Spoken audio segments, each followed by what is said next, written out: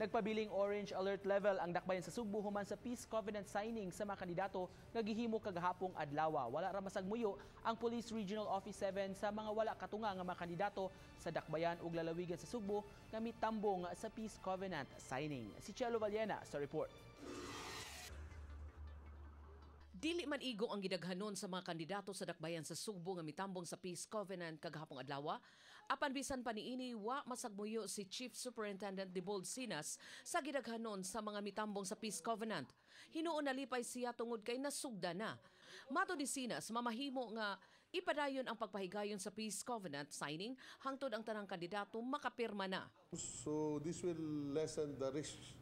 So once it will have this one continuous and no more major incident happens, we could downgrade it to yellow.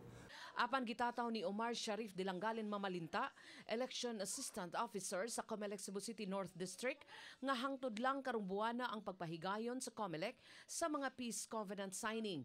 Iyang gipasabot nga sa Marso, magsugod na ang training sa mga magtutudlo nga moalagad sa piniliay sa Mayo.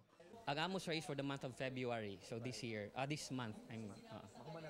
Yes, sir. March wala na. Lain na pong activity, sir, among ang atubangon. Uban ni June Solon, Chelo Vallena, Balitang Bisdak.